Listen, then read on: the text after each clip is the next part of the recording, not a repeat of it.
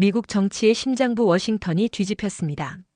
조지아에서 벌어진 한국 기술자 전원 구금 사태가 단 나흘 만에 남부를 유령 도시로 만들었기 때문입니다.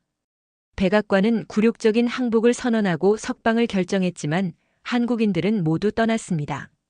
그 순간 미국이 자랑하던 수십억 달러 규모의 공장은 순식간에 거대한 고철 덩어리로 변했습니다. 이 충격의 현장을 가장 가까이에서 지켜본 인물이 있습니다. 남부 제조업 회생 프로젝트를 직접 담당했던 상원의원 보좌관 엘리자베스 모건입니다. 그녀는 처음엔 정치적 자존심을 믿었지만 눈앞에서 무너지는 현실을 목격하며 깨달았습니다.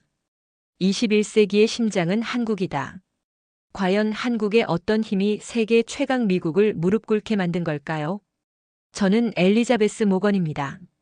42살 미국 상원의원 수석 보좌관으로 일하고 있습니다. 그날 아침 커피 향이 짙게 배인 회의실에서 제가 받은 보고서는 남부 제조업 벨트의 운명을 바꿀 문서였습니다. 표지에 적힌 글자들이 눈에 들어왔습니다. 한국 기업 투자 분석 기밀. 손끝이 미묘하게 떨렸습니다. 엘리자베스, 이 숫자들을 보세요. 산업위원회 분석팀장이 레이저 포인터를 들어 스크린을 가리켰습니다. 한국 기업들의 남부 투자 규모가 150조 원에 달합니다. 조지아, 엘라베마, 테네시에만 수만 개의 고급 일자리가 생겨날 거예요. 숫자들이 보여주는 현실은 압도적이었습니다. 삼성과 현대, LG가 만들어낼 반도체 공장과 배터리 플랜트, 그리고 그 주변으로 뻗어나갈 수백 개의 협력업체들. 저는 보고서를 넘기며 각 페이지마다 적힌 고용 창출 효과를 눈으로 따라갔습니다. 갑자기 어린 시절 기억이 스쳐갔습니다. 12살 때 아버지가 다니던 섬유 공장이 문을 닫았던 그날. 어머니가 부엌 식탁에 앉아 계산기를 두드리며 한숨을 내쉬던 모습. 우리 가족은 그 이후 몇 년간 빚더미에서 헤어나지 못했습니다. 하지만 의존도가 너무 높지 않나요? 옆자리에 로비스트가 끼어들었습니다. 미국 우선 정책에 맞지 않는 것 같은데요. 상원의원 몇 명이 고개를 끄덕였습니다. 저는 그들의 얼굴에서 익숙한 표정을 읽었습니다. 정치적 계산, 이념적 자존심, 현실보다 프레임이 우선인 그 표정 말입니다. 잠깐만요. 제가 목소리를 냈습니다. 여기 보세요. 한국 기업들의 납기 준수율이 99.8%입니다. 품질 불량률은 0.02%. 이런 수치는 어디서도 본 적이 없어요. 회의실이 조용해졌습니다. 저는 계속해서 자료를 넘겼습니다. 한국 기술자들의 작업 방식에 대한 현장 보고서가 나왔습니다. 일사불란한 팀워크, 문제 발생 시 전체 라인이 함께 해결, 야간에도 기꺼이 남아서 완성도를 높임. 이들은 단순히 기술만 가져오는 게 아닙니다. 저는 보고서의 한 구절을 읽어내려갔습니다. 우리라는 철학으로 일합니다. 개인의 성공이 아니라 전체의 성공을 목표로 삼죠. 산업위원회 위원장이 안경을 고쳐 썼습니다. 그래서 결론이 뭔가요, 모건 보좌관? 저는 잠시 망설였습니다. 정치적으로 안전한 답변을 할 수도 있었습니다. 신중한 검토가 필요하다, 다양한 의견을 수렴해야 한다, 그런 뻔한 말들. 하지만 그 순간 아버지의 얼굴이 떠올랐습니다. 공장에서 돌아온 아버지가 현관에서 신발끈을 풀며 했던 말. 엘리자베스야, 정치는 사람을 살려야 하는 거란다. 데이터로 판단해야 합니다. 제가 단호하게 말했습니다. 감정이나 이념이 아니라 사실로요. 남부 경제를 살릴 마지막 카드가 바로 이겁니다. 회의가 끝난 후 저는 제 사무실로 돌아와 권고 메모를 작성했습니다. 한국 기업 투자 프로젝트 적극 지지 권고안. 마지막 문장을 타이핑하면서 가슴이 뛰었습니다. 남부 제조업의 부활은 한국의 초격차 기술력과 집단 정신 없이는 불가능하다. 정치적 계산을 넘어선 현실적 선택이 필요한 시점이다. 메모를 결제선에 올리며 저는 창밖을 내다봤습니다. 워싱턴의 하늘이 노을빛으로 물들어가고 있었습니다. 그때는 몰랐습니다.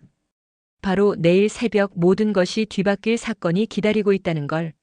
한국 기술자 300명. 그들이 만들어낼 수만 개의 일자리. 그리고 그들 하나하나가 품고 있는 우리라는 철학. 저는 그날 밤 늦게까지 보고서를 다시 읽었습니다. 숫자 너머에서 희망의 불씨가 타오르고 있음을 느꼈습니다. 이번엔 다를 거야. 저는 혼잣말로 중얼거렸습니다. 어린 시절 가족의 몰락을 지켜볼 수밖에 없었던 그 무력감은 이번엔 없을 거라고 그렇게 다짐했습니다. 하지만 정치의 세계에서 희망은 때때로 가장 위험한 감정이기도 합니다. 그걸 깨닫게 될 시간이 얼마 남지 않았다는 걸 그때의 저는 전혀 예상하지 못했습니다. 오후 4시, 제 핸드폰이 요란하게 울렸습니다. 화면을 확인하니 조지아 주정부 연락관의 이름이 떠 있었습니다. 불길한 예감이 스쳐갔습니다. 모건 보좌관님, 지금 조지아 공사 현장에 큰 문제가 생겼습니다. 목소리가 떨리고 있었습니다. 연방 이민단 속청이 급습을 했어요. 한국인 핵심 기술자들이 전부 구금됐습니다. 저는 의자에서 벌떡 일어났습니다. 머리가 한순간 하얗게 변했습니다. 뭐라고요? 지금 뭔 소리를 하는 거예요? 삼성과 현대 프로젝트 현장 숙소를 동시에 급습했습니다. 비자 문제를 이유로 300명 전원을 이송 중이에요. 공장 라인이 완전히 멈췄습니다. 어제까지만 해도 희망의 설계도였던 그 프로젝트가 하루 만에 악몽으로 바뀌었습니다. 라디오에서 속보가 흘러나왔습니다. 연방 이민단 속청, 조지아 대규모 외국인 근로자 단속. 현재 공장 운영 전면 중단. 아나운서의 목소리가 마치 장례식 조사처럼 들렸습니다. 상원 사무실에 도착하자마자 저는 현장 상황을 파악하려 했습니다. 조지아 현장에서 올라온 영상을 보는 순간 가슴이 철렁 내려앉았습니다. 거대한 공장 건물들이 텅 비어 있었습니다. 어제까지 300명의 한국 기술자들이 분주히 움직이던 그곳에 이제는 몇몇 미국인 관리자들만 멍하니 서 있었습니다. 라인 체크가 안 돼요. 현장 감독이 화상통화로 보고했습니다. 한국 팀장들이 없으니까 어떤 버튼을 눌러야 할지도 모르겠어요. 매뉴얼은 있는데 실제로는 이걸 어떻게 해야 하는지 저는 그때 깨달았습니다. 보고서에 적힌 숫자들은 빙산의 일각이었다는 걸. 한국 기술자들이 가진 진짜 가치는 문서로 전달될 수 없는 그 무언가였습니다. 기계를 돌리는 법이 아니라 기계와 대화하는 법. 문제가 생기기 전에 미리 알아채는 육감. 그리고 무엇보다 한 사람이 실수하면 전체가 나서서 해결하는 그 신뢰. 오후 6시 백악관에서 긴급 브리핑 요청이 왔습니다. 저는 서둘러 자료를 정리해서 회의실로 향했습니다. 그곳에는 이미 여러 부처 관계자들이 모여 있었습니다. 이건 원칙의 문제입니다. 국토안보부 차관이 단호하게 말했습니다. 법은 법이에요. 외국인 근로자라고 예외를 둘 순 없습니다. 하지만 지역 경제가 붕괴되고 있어요. 조지아 주지사 보좌관이 맞섰습니다. 수천 명의 미국인 일자리가 걸린 문제라고요. 저는 가슴속에서 무언가가 갈라지는 소리를 들었습니다. 법은 법이다. 맞는 말이었습니다. 저 역시 지금까지 그렇게 생각해왔습니다. 하지만 지금 조지아에서는 3,000명의 미국인 근로자들이 일할 곳을 잃고 집에서 기다리고 있었습니다. 현장 상황을 좀 더 구체적으로 설명해 주세요. 저는 조지아 측에 요청했습니다. 한국 기술자 1명이 없어진 라인마다 미국인 10명이 할 일을 잃었습니다. 현장 보고서가 생생했습니다. 세이프티 체크 시스템을 돌릴 줄 아는 사람이 아무도 없어요. 기계는 있는데 버튼을 누를 수가 없습니다. 회의실이 조용해졌습니다. 저는 그 침묵 속에서 뭔가 중요한 것이 바뀌고 있음을 느꼈습니다. 정치적 원칙과 현실적 생존. 둘 사이의 거리가 이렇게 클 줄은 몰랐습니다. 그날 저녁 뉴스에서 첫 번째 시위 소식이 전해졌습니다. 조지아 공장 앞에 모인 미국인 근로자들. 그들이 든 피켓에는 이런 글귀들이 적혀 있었습니다. 우리 일자리를 돌려달라. 공장을 다시 돌려라. 더 놀라운 건 그 다음이었습니다. 시위대 한복판에서 한 중년 여성이 마이크를 잡았습니다. 우리 남편들이 일할 수 있게 해주세요. 한국 사람들이 돌아와야 해요. 저는 그 장면을 보며 뭔가 가슴 깊은 곳이 뒤틀리는 걸 느꼈습니다. 불과 하루 전까지만 해도 미국 우선을 외치던 사람들이 이제는 한국 기술자들의 복귀를 간절히 원하고 있었습니다. 오후 7시 상원의원에게 보고서를 올려야 하는 시간이 다가왔습니다. 두 가지 선택지가 있었습니다. 백악관 라인을 따라 단속 지지 보고서를 내거나 현장의 목소리를 담은 긴급 구제 요청서를 내거나 저는 책상 앞에 앉아 키보드를 응시했습니다. 손가락이 멈춰 있었습니다. 법은 법이다. 하지만 공장은 심장이다. 그 심장이 멈추면 수천 개의 가정이 무너진다는 걸 저는 어린 시절 몸소 겪어 알고 있었습니다. 결국 저는 절충안을 택했습니다. 현 상황의 심각성과 조속한 해결 방안 모색의 필요성을 담은 보고서. 누구도 직접적으로 비판하지 않으면서도 현실의 무게를 전달하려 했습니다. 보고서를 제출하고 나서 저는 창밖을 내다봤습니다. 워싱턴의 하늘은 여전히 평온했지만 남부에서는 폭풍이 일어나고 있었습니다. 그날 밤 뉴스에서 속보가 나왔습니다. 한국 기술자 전원 이송 결정. 현지 공장 운영 무기한 중단. 저는 그 순간 깨달았습니다. 한국인 300명이 사라진 자리가 얼마나 큰지. 그들이 단순히 기술만 가져온 게 아니라는 걸. 그들 없이는 돌아가지 않는 무언가가 있다는 걸. 그리고 무엇보다 정치적 원칙만으로는 공장의 심장을 뛰게 할 수 없다는 현실을 마주하게 되었습니다. 사흘 만에 상황이 걷잡을 수 없이 번져나갔습니다. 제가 아침 일찍 사무실에 도착했을 때 책상 위에는 각 지역에서 올라온 긴급 보고서들이 산더미처럼 쌓여 있었습니다. 모건 보좌관님, 이거 보세요. 보좌진이 태블릿을 들고 달려왔습니다. 엘라베마에서도 시위가 시작됐어요. 테네시도 마찬가지고요. 화면에는 충격적인 장면들이 펼쳐져 있었습니다. 조지아뿐만 아니라 남부 전역에서 수천 명의 사람들이 거리로 나왔습니다. 하지만 이들의 구호는 제가 예상했던 것과는 정반대였습니다. 한국인들을 돌려보내라. 우리에게 일자리를 돌려달라. 손으로 그린 팻말들이 카메라에 잡혔습니다. 한국 기술자 없이는 우리도 없다. 한국과 미국이 함께해야 일자리가 산다. 영어가 서툰 듯한 글씨체였지만 그 절실함이 고스란히 전해졌습니다. 더 놀라운 건 월가의 반응이었습니다. 제조업 관련 지수가 사흘 연속 폭락했습니다. 한국 철수 쇼크라는 신조어까지 생겨났습니다. 투자자들이 패닉에 빠진 이유는 단순했습니다. 한국 기업들의 투자 중단이 확정되면 관련 산업 전체가 도미노처럼 무너질 수 있다는 두려움 때문이었습니다. 오전 10시 백악관에서 긴급 브리핑 소집 연락이 왔습니다. 저는 서둘러 차에 올랐습니다. 라디오에서는 방송 속보가 흘러나오고 있었습니다. 현재 남부 7개 주에서 동시다발적으로 시위가 확산되고 있습니다.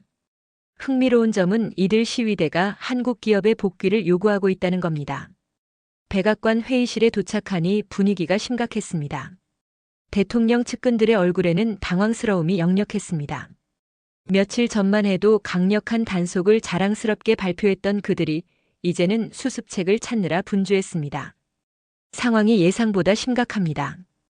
국가경제위원회 위원장이 발언했습니다. 남부 제조업체 47개사가 연쇄 휴업에 들어갔어요. 협력업체까지 포함하면 200여 개 업체가 영향을 받고 있습니다. 저는 그 숫자를 들으며 소름이 돋았습니다. 한국인 300명이 사라진 자리에 이렇게 큰 구멍이 생겨날 줄은 몰랐습니다. 더 심각한 건 여론입니다. 대통령 보좌관이 여론조사 결과를 펼쳐놓았습니다. 남부 주민들의 72%가 한국 기술자 석방을 원하고 있어요. 지지율이 열흘 만에 15포인트 떨어졌습니다. 회의실 안이 숨막히듯 조용해졌습니다. 정치인들에게 지지율 폭락보다 무서운 것은 없습니다. 특히 선거를 앞둔 시점에서 말입니다. 남부 표심은 우리가 관리할 수 있습니다. 선거대책본부장이 자신 있게 말했습니다. 프레임을 잘 짜면 됩니다. 미국 일자리를 지키는 강력한 리더십이라고 포장하면 지금 뭔 소리를 하는 거예요? 조지아 주지사가 화상으로 참여해서 소리쳤습니다. 현장은 이미 무너졌어요. 프레임이 밥 먹여주나요? 저는 그때 뭔가 중요한 변화를 감지했습니다. 현장의 목소리가 워싱턴의 정치 논리를 압도하기 시작했다는 걸. 구체적인 피해 규모를 말씀해 주세요. 제가 주지사에게 요청했습니다. 한국 기술자 1명당 미국인 일자리 10개가 연결돼 있어요.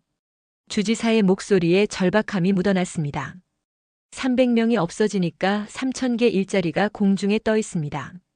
그 가족들까지 치면 10,000명이 넘는 사람들이 불안에 떨고 있어요. 숫자로 보니 상황이 더 명확해졌습니다. 이건 단순한 이민 정책 문제가 아니었습니다. 경제 생태계 전체가 흔들리는 위기 상황이었습니다. 오후 1시 대통령이 직접 긴급 성명을 발표하기로 했습니다. 저는 성명서 초안을 검토하라는 지시를 받았습니다. 초안에는 예상 가능한 내용들이 담겨 있었습니다. 법 집행의 정당성, 미국 우선 원칙 고수, 그런 뻔한 문구들. 하지만 저는 다른 방향을 제안했습니다. 현실을 인정해야 합니다. 지금 필요한 건 원칙론이 아니라 실용적 해법이에요. 어떤 해법 말입니까? 백악관 비서실장이 물었습니다. 전원 석방과 재발 방지 약속입니다. 저는 단호하게 말했습니다. 그리고 한국 측에 정중한 복귀 요청을 해야 해요. 회의실이 다시 조용해졌습니다. 며칠 전까지만 해도 상상도 할 수 없었던 제안이었습니다. 하지만 현실은 이미 모든 이념적 프레임을 넘어서고 있었습니다. 오후 3시 대통령이 생중계로 국민 앞에 섰습니다. 저는 텔레비전 앞에서 숨을 죽이고 지켜봤습니다. 한국 기술자 여러분, 그리고 한국 정부의 정중히 요청드립니다. 남부 지역의 경제 회복을 위해 협력해 주시기 바랍니다. 우리는 재발 방지를 위한 모든 조치를 취하겠습니다. 화면 속 대통령의 표정에서 무언가 달라진 것을 느꼈습니다. 강경함이 아니라 간절함이었습니다. 세계 최강국의 대통령이 한국에 도움을 요청하는 순간이었습니다. 하지만 그날 오후 한국 정부의 공식 답변이 나왔습니다. 현지 안전이 보장되지 않는 상황에서는 인력 파견을 재개하기 어렵다. 저는 그 뉴스를 들으며 가슴이 철렁 내려앉는 걸 느꼈습니다.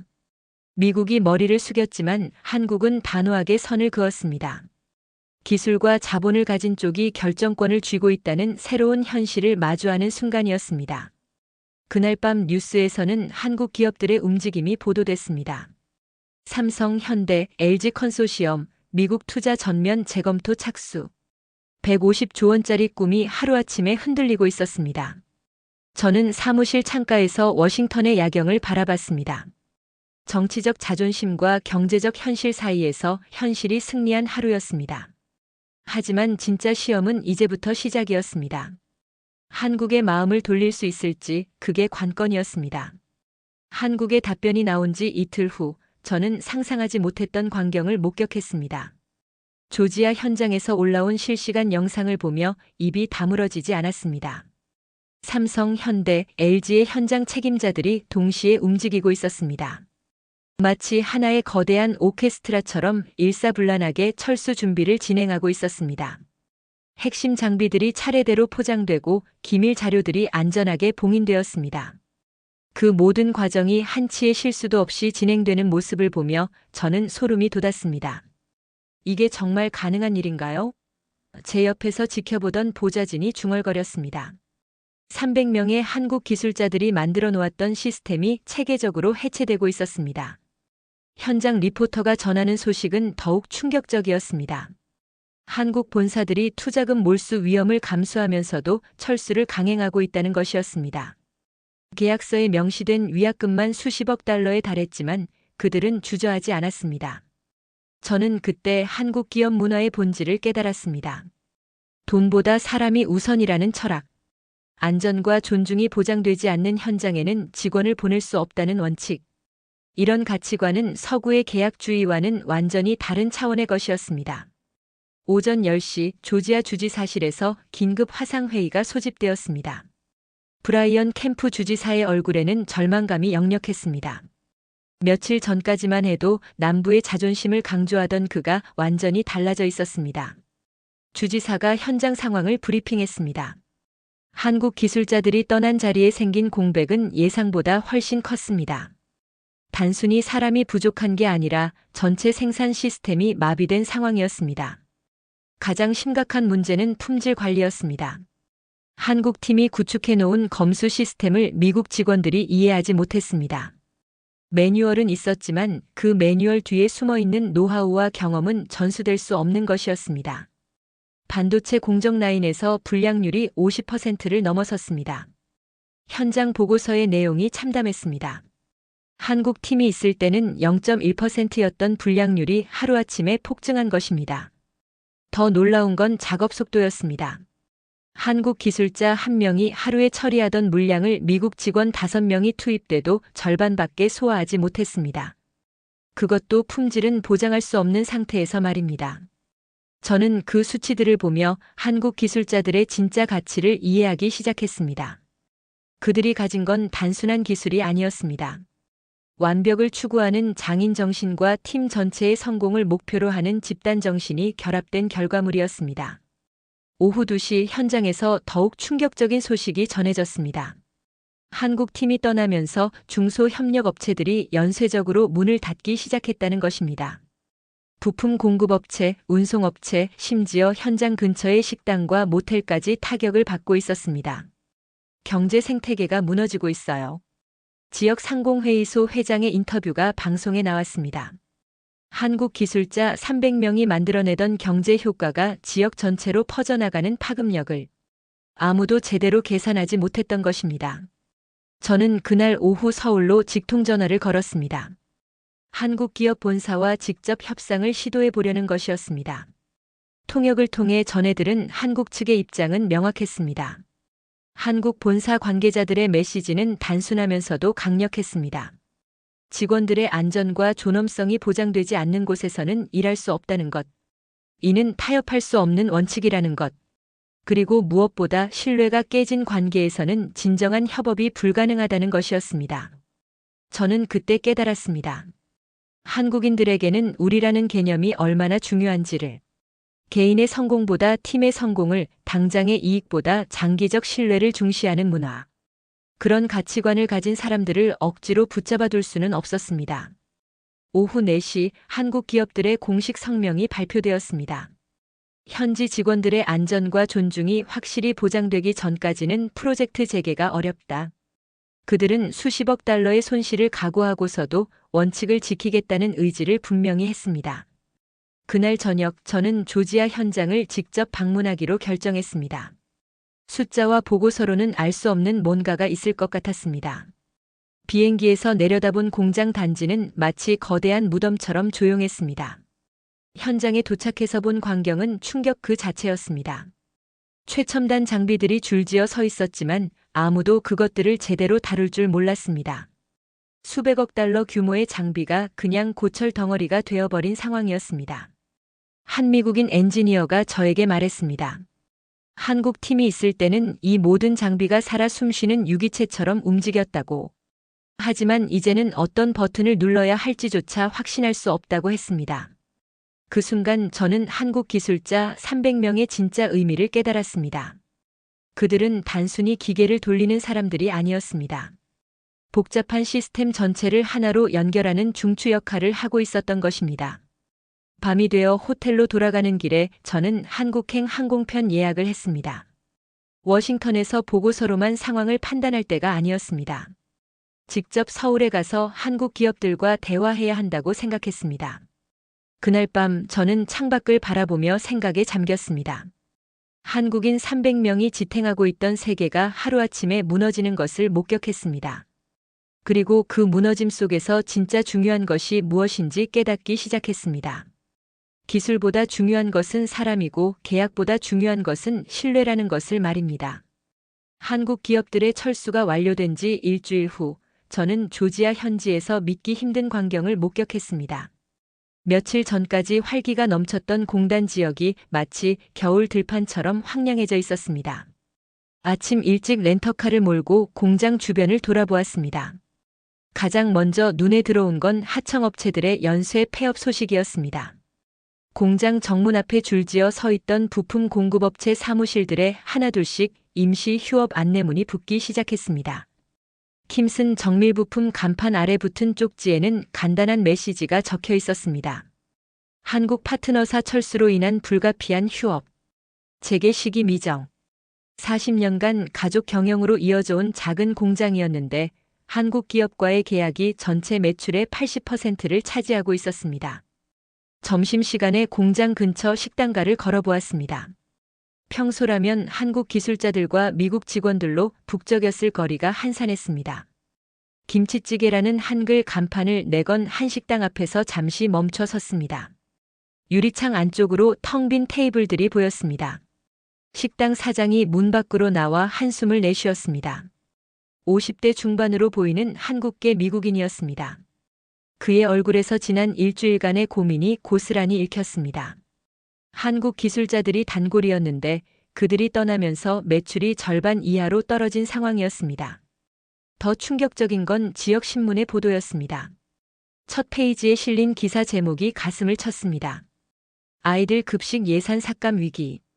공장 가동 중단으로 세수가 줄어들면서 지역 교육청이 학교 급식 예산부터 손을 보기 시작했다는 내용이었습니다. 기사를 읽어내려가며 저는 경제의 연결고리가 얼마나 촘촘한지 새삼 깨달았습니다. 한국 기술자 300명의 부재가 지역 아이들의 점심 식사에까지 영향을 미치고 있었습니다. 공장 세금 교육 예산으로 이어지는 사슬 중 하나가 끊어지자 전체가 흔들리고 있었습니다. 오후 3시 지역 상공회의소에서 긴급 간담회가 열렸습니다.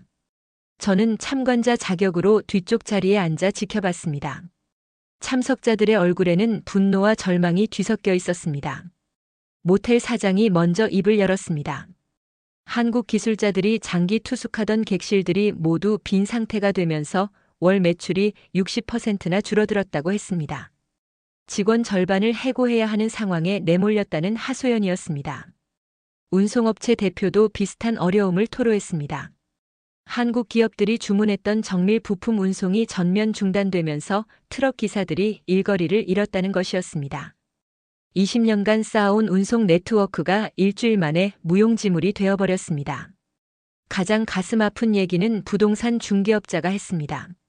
한국 기업 주재원들을 위해 준비했던 고급 주택들이 모두 공실이 되면서 집주인들이 대출 상환에 어려움을 겪기 시작했다는 것이었습니다. 지역 부동산 시장 전체가 위축되고 있었습니다. 간담회가 끝난 후 저는 실제 해고자들을 만나보기 위해 공장 근처로 향했습니다. 공장 정문 앞에는 여전히 몇몇 사람들이 모여 있었습니다. 혹시나 하는 마음으로 출근 시간에 맞춰 나온 직원들이었습니다. 그중 한 명이 들고 있는 손팻말이 눈에 들어왔습니다. 한국인들을 다시 데려와 달라라고 적힌 팻말이었습니다. 며칠 전까지만 해도 외국인 배척을 외치던 이 지역에서 이제는 정반대의 목소리가 나오고 있었습니다. 50대 용접공이 저에게 다가왔습니다. 그의 눈가에는 눈물이 맺혀 있었습니다. 30년간 이 지역에서 일해왔는데 한국 팀과 함께했던 지난 몇 달이 가장 보람있었다고 말했습니다. 그들에게서 배운 정밀 용접 기법은 평생 잊을 수 없을 거라고 했습니다. 그날 저녁 지역 시민단체가 주최한 촛불 집회에 참석했습니다.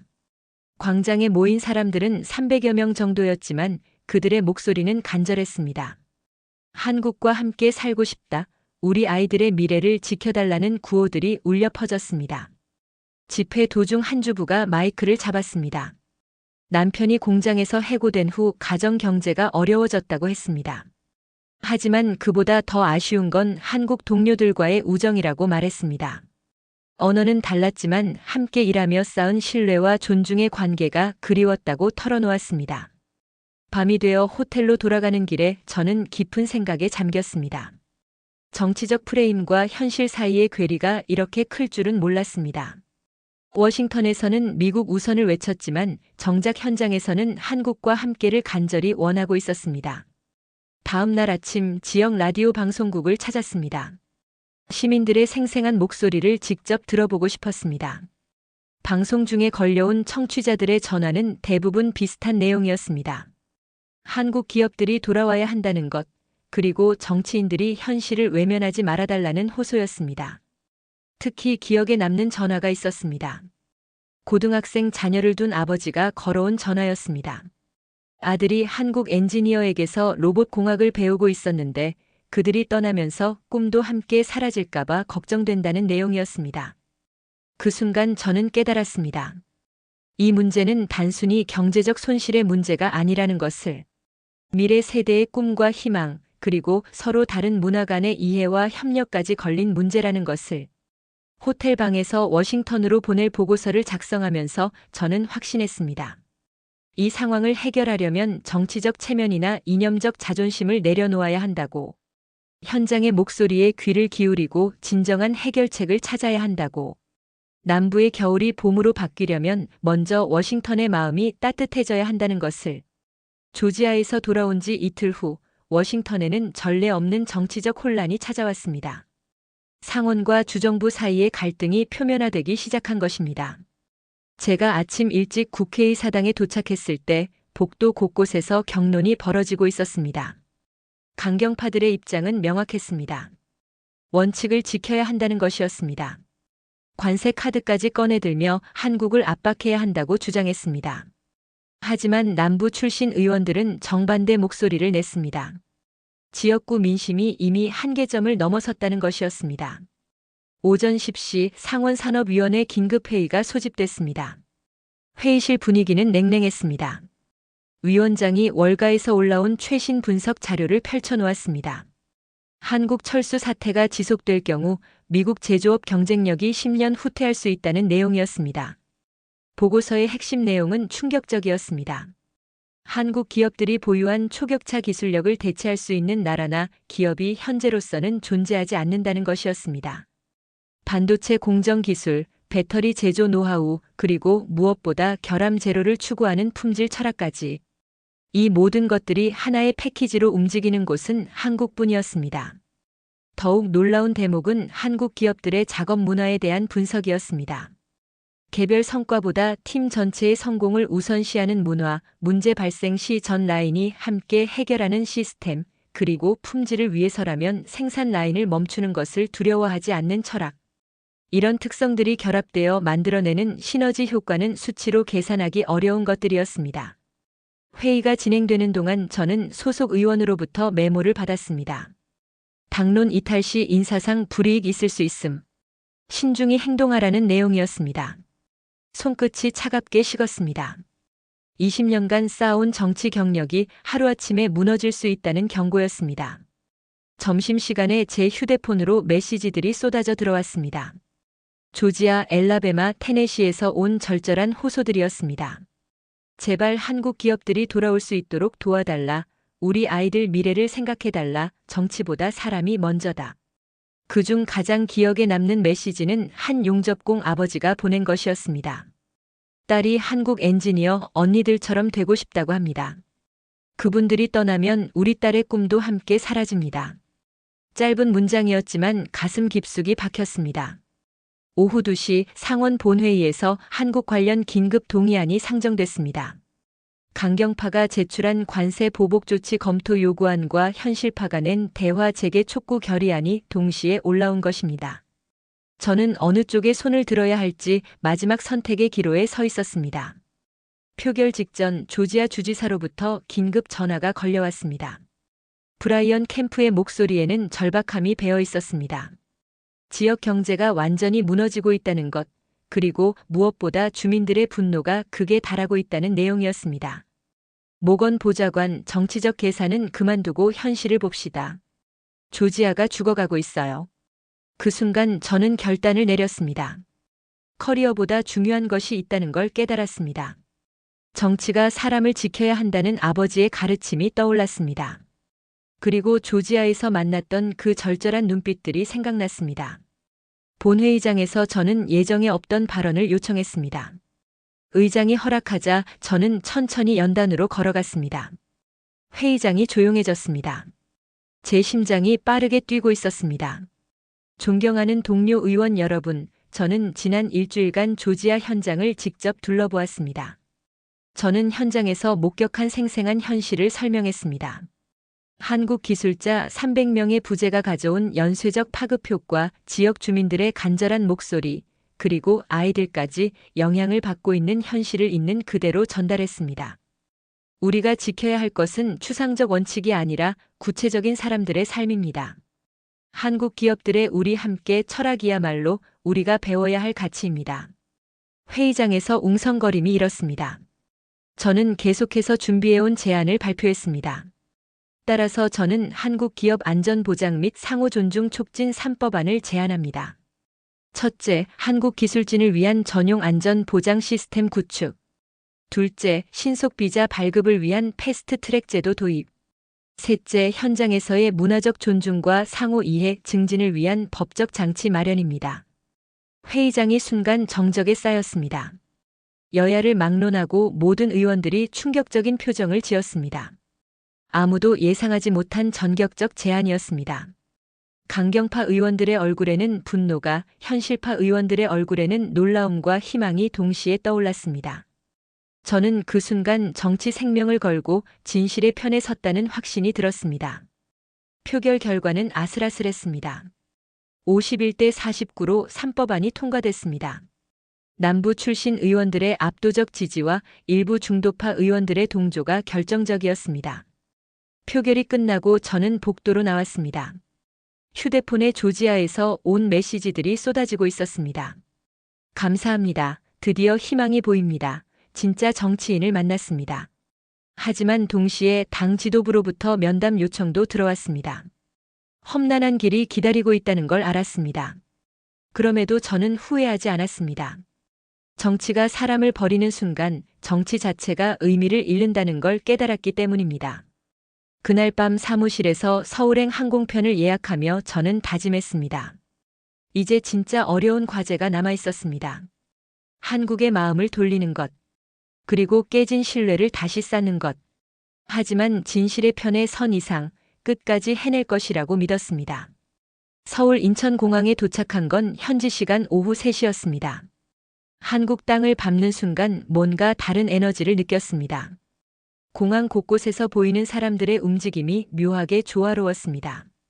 급하지만 서로를 배려하는 모습, 개인의 편의보다 전체의 흐름을 고려하는 듯한 행동 패턴들이 눈에 들어왔습니다.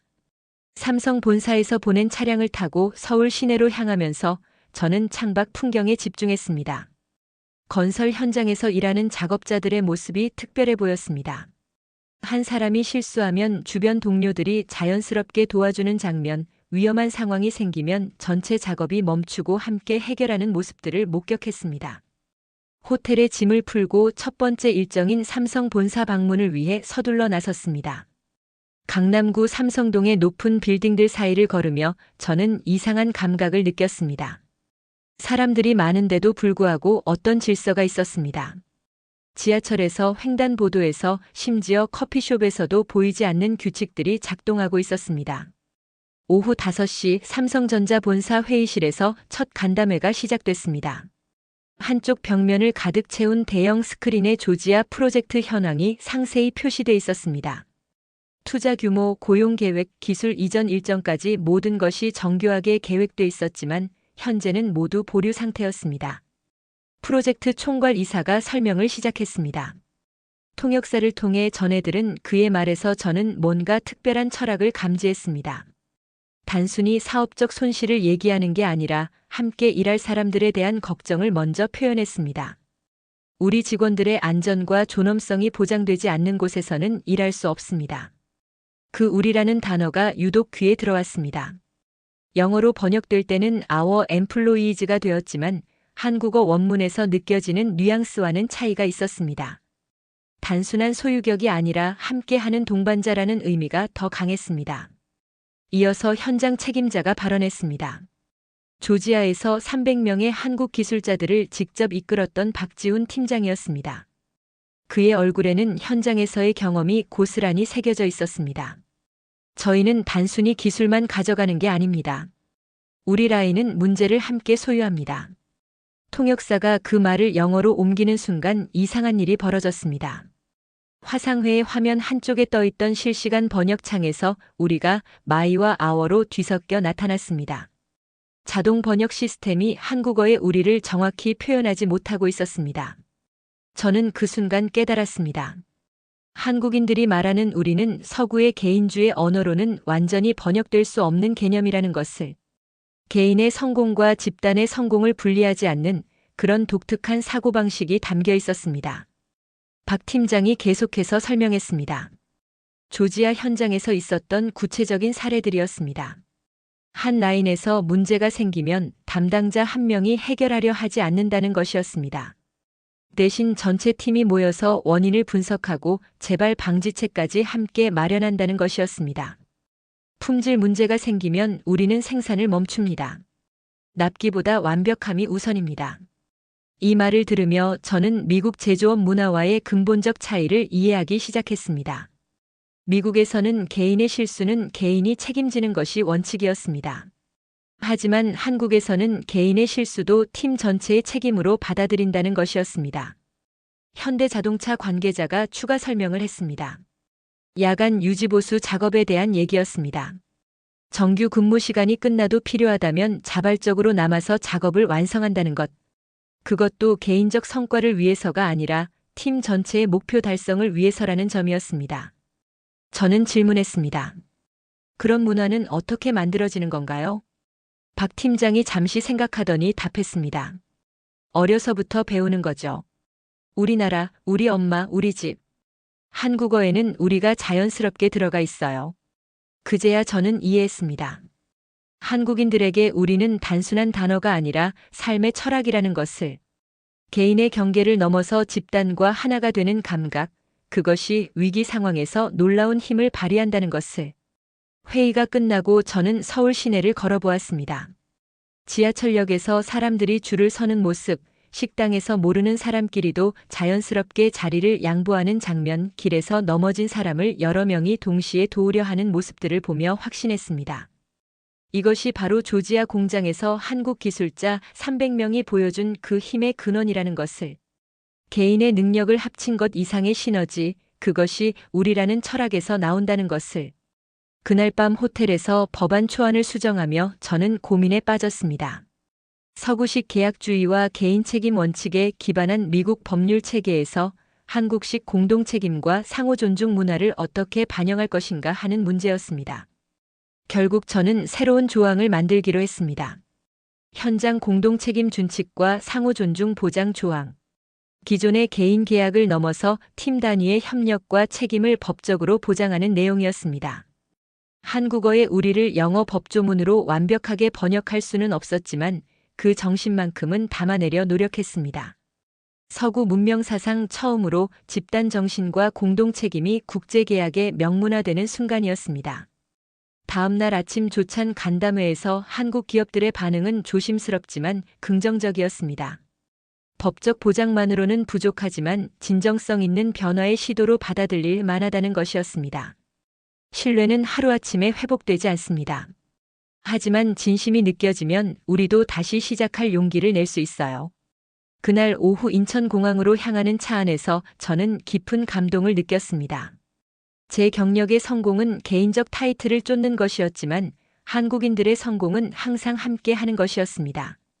그 차이를 깨달은 것만으로도 서울 출장의 가치는 충분했습니다. 비행기 창밖으로 한반도가 작아져가는 모습을 보며 저는 다짐했습니다. 이제 미국으로 돌아가서 진짜 어려운 일이 시작될 것이라고. 하지만 우리라는 철학을 이해한 이상 반드시 해낼 수 있을 것이라고 믿었습니다. 서울에서 돌아온 지 사흘 후 상원 본회의장은 그 어느 때보다 긴장감이 감돌고 있었습니다. 한국 기업 안전보장 3법안에 대한 최종 표결이 예정된 날이었습니다. 저는 새벽 5시부터 일어나 마지막 점검을 했습니다. 지난 몇 주간의 모든 노력이 오늘 하루에 달려 있었습니다. 아침 8시 의사당에 도착하자마자 놀라운 소식을 들었습니다. 남부 7개주의 주민 대표단이 워싱턴에 도착했다는 것이었습니다. 조지아, 엘라베마, 테네시에서 온 노동자들과 사업주들, 그리고 학부모들까지 포함된 대규모 방문단이었습니다. 그들이 들고 온 피켓들을 보는 순간 가슴이 뜨거워졌습니다. 한국과 함께 일하고 싶습니다. 우리 아이들의 미래를 지켜주세요. 기술과 마음이 만나는 곳에서 일하겠습니다. 며칠 전까지만 해도 외국인 배척을 외치던 사람들이 이제는 한국과의 협력을 간절히 원하고 있었습니다. 오전 10시 본회의가 시작되기 전 마지막 당정 협의가 열렸습니다. 강경파들의 반발은 여전했습니다. 하지만 남부 출신 의원들의 결집된 목소리가 더 컸습니다. 무엇보다 지역구 민심이 완전히 바뀌었다는 점이 결정적이었습니다. 이건 정치 논리의 문제가 아닙니다. 테네시 출신 의원이 강하게 발언했습니다. 우리 지역 경제가 살느냐 죽느냐의 문제예요. 본회의장에 들어서는 순간 방청석이 가득 차 있는 것을 보았습니다. 남부에서 온 방문단뿐만 아니라 전국 각지에서 온 시민들이 역사적 순간을 지켜보러 온 것이었습니다. 한국 언론사 기자들의 모습도 보였습니다. 의장이 개회를 선언하고 3법안에 대한 최종 토론이 시작됐습니다. 반대 측에서는 여전히 굴욕 외교라는 표현을 썼지만 찬성 측의 논리가 더 설득력 있게 들렸습니다. 현실 데이터와 현장 목소리가 이념적 주장을 압도하고 있었습니다. 저는 마지막 찬성 토론자로 연단에 섰습니다. 방청석에서 숨죽이는 소리가 들렸습니다. 저는 천천히 입을 열었습니다.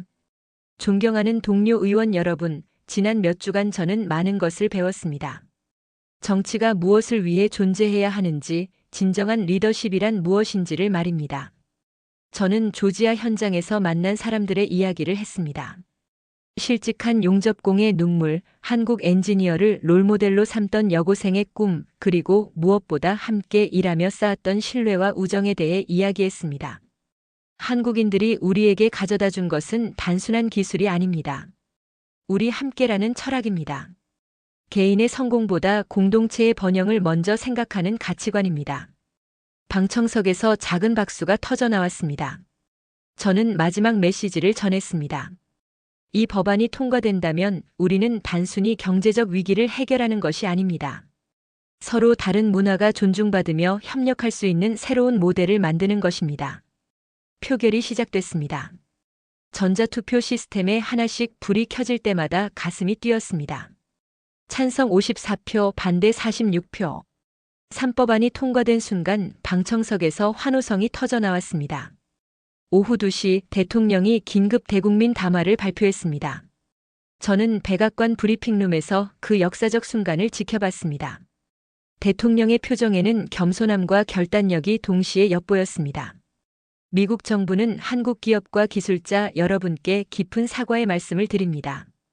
그리고 정중히 요청드립니다.